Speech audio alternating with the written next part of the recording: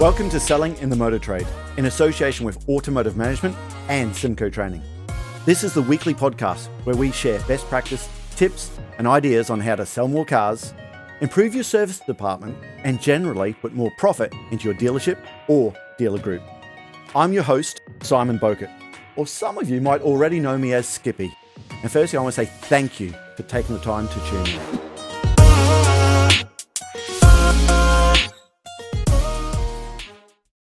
Hi guys, good to see you again. Today I want to talk about the power of that mental ownership question. Now we talked about it before. This is the question that we ask right at the end of the demonstration drive. Now I prefer to ask it when they're still driving the car, where we're trying to get the customers to mentally picture themselves driving the car. It's what a good estate agent or real estate agent will do. You know, they'll take you into the house that you're looking to buy and they'll say, whose bedroom would this be, your son's or your daughter? If you start saying, I'll probably put my son in that bedroom and my daughter over there, you're mentally living there. Or they might turn around in the living room and say, where would you put your television here or there? If you start thinking, I'll probably put it over there, you're mentally picturing yourself sitting in the living room, watching the game, having bought the house. Okay? That's what we do with a car. At the end of the demonstration drive, little things like, this would be nice the next time we go to Cornwall, won't it? How long does it take you to get to Cornwall? But let me tell you who taught me that. It was a suit salesperson in Cheshire. You see, this goes back, probably 8-9 years ago. In fact, could be longer than that. You see, one day I was out with Emma, wasting time. Emma was off shopping, and guys, I'm not a shopper. So while she was shopping, I found myself in a suit shop. Now bear in mind, I was not there to buy a suit. I was wearing a pair of tatty old jeans, an old pair of boots, and at the time from memory, a rugby league jersey or something like that. So I did what your customers do. We just start off looking.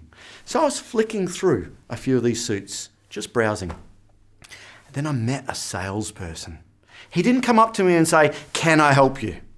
It didn't come up and say, was someone looking after you? Because I would have said, no, I'm just looking. He asked me a question I'd find it really hard not to answer. He turned around and he said, do you normally wear a single or double-breasted suit? Now, think that through. Do you normally wear a single or double-breasted suit? The human mind cannot not answer a question. Any question we ask a customer, they have to answer. Sure, they don't have to answer it out loud, but their mind has to answer it. Now, bear in mind, I was still just looking. So I turned around and said, I normally wear a single-breasted suit, but I'm just... Now, before I could say looking, he turned around and said, no, just to let you know that the suits you're looking at there, they're all the blazers and the double-breasted suits. The single-breasted suits we have over that wall there. Okay? We do have some suits in the sale. They're on that rack here. Now, have a look at them because there's some really good offers on there. Now, right on the back wall here, that's our core line product.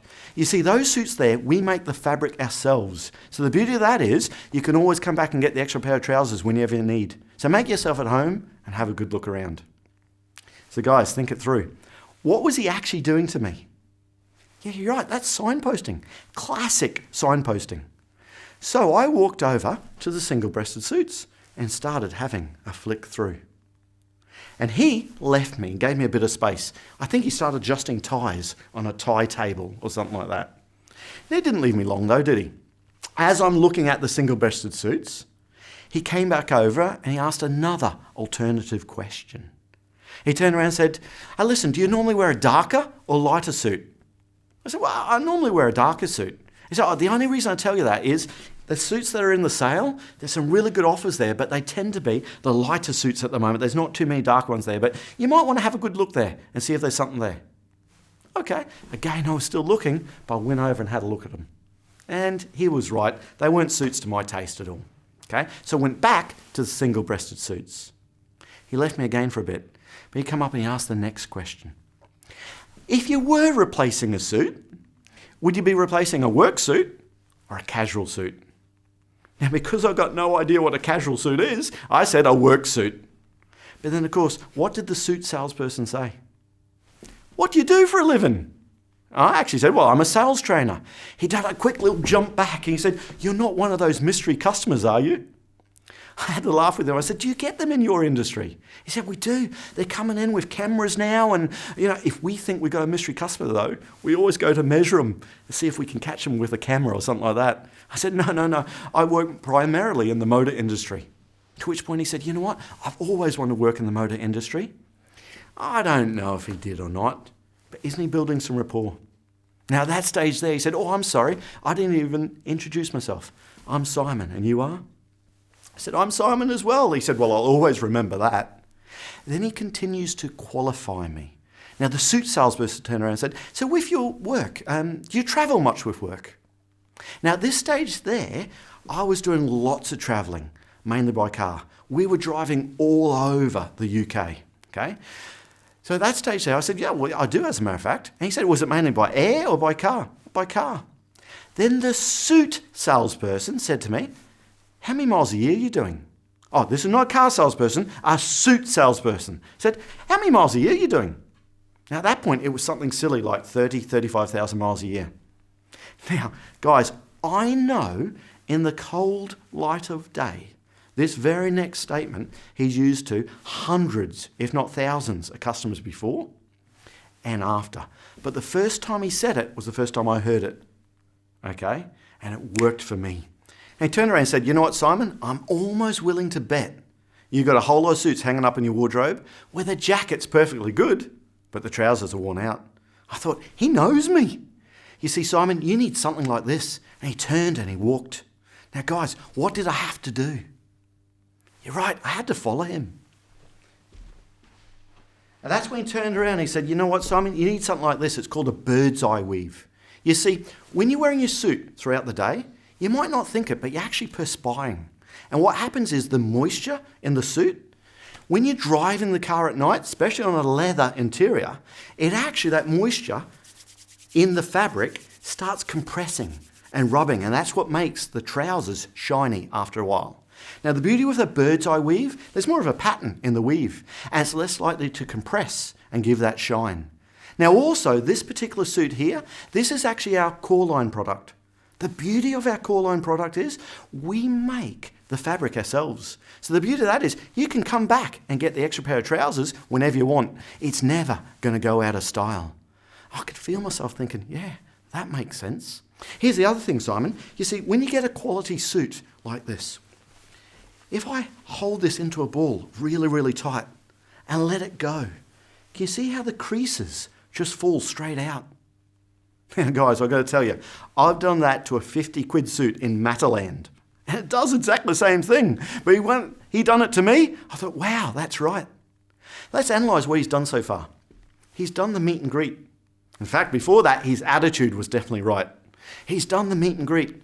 He's qualified. He knows I wear a dark, single-breasted suit for work. I do lots of travelling. He knows my name. He's built some rapport with me. I know his name, okay? He knows he's done a bit of the presentation, hasn't he? He's talked about the suit. He's done some presentation to raise my desire. What's the next stage in his sales process?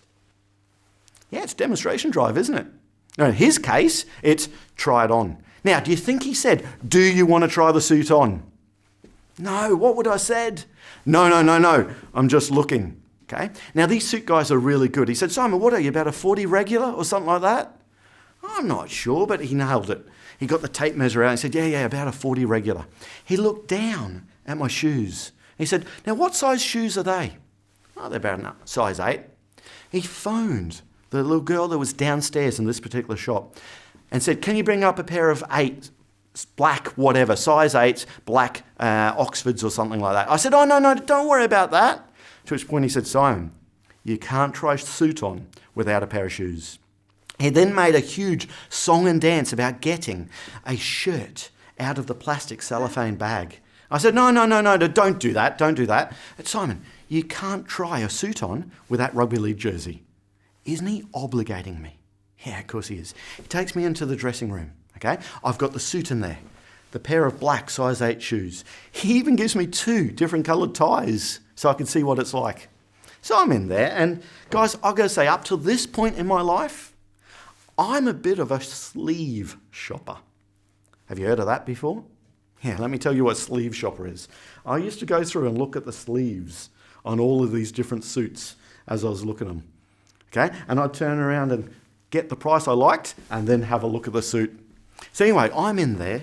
He's got the suit. Okay, I put it on. I put the shirt on. Okay, I try it on there and I think, you know what, I'm having a look at it, put it on, and I think, yeah, it's all right. It's a suit.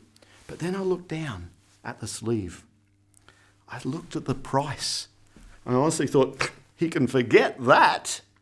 But I thought I better do the right thing because he's still out there. So I put the suit on. I didn't bother with the ties because I'm not buying it. Okay?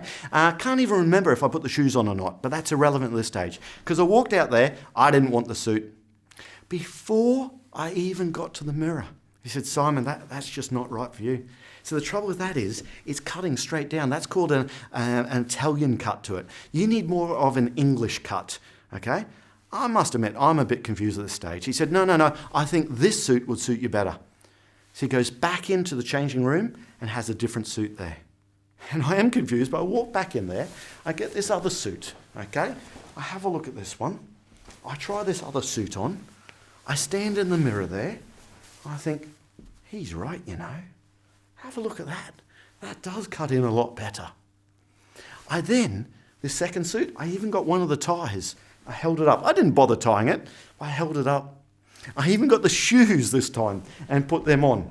And for years, I wondered why he wanted me to put the shoes on. Because this particular shop has the suits that are unhemmed. So you can decide what length you want them, or you can have the cuffs, the turn-ups, or just straight-legged, okay?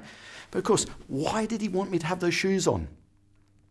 Yeah, so once I made a decision that's the right suit for me, he could pin it up straight away, and there wasn't time for me to cool down.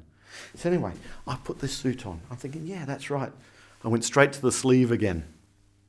Guess what he'd done to the price on the second suit? No, it wasn't cheaper. It wasn't dearer. I had no idea what it was. He removed the price. I had no idea what the suit was. Now, I had to do the right thing. He's still out there, and I'm now liking this suit. And please, take this the right way. I'm happily married, okay? And please don't take this the wrong way, okay? But when I come out, he was still there. The girl who bought the shoes up, she was still there. And she was quite attractive, I've got to say. And I know in the cold light of day, this pair have used this double act with hundreds of people before and after. But it was the first time I heard it.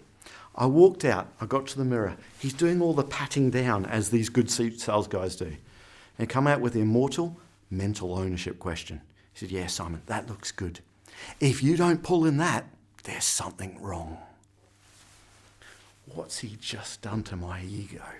I'm thinking, yeah, does this boy know his stuff or what? This is lovely, okay? Now, at that stage there, isn't that mental ownership?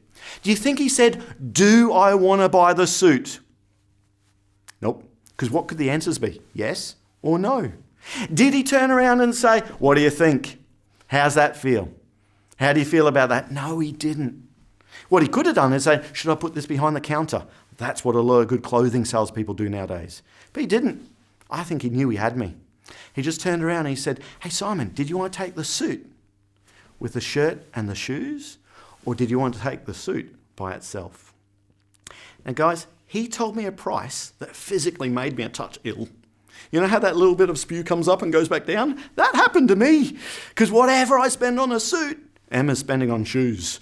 Okay? So I went, how much is the suit? He seen that look. And then he turned around and he gave me a great close. It's an alternative close with what we call a pincer move. You know, pincer move in chess? No matter which way the opponent goes, you got him.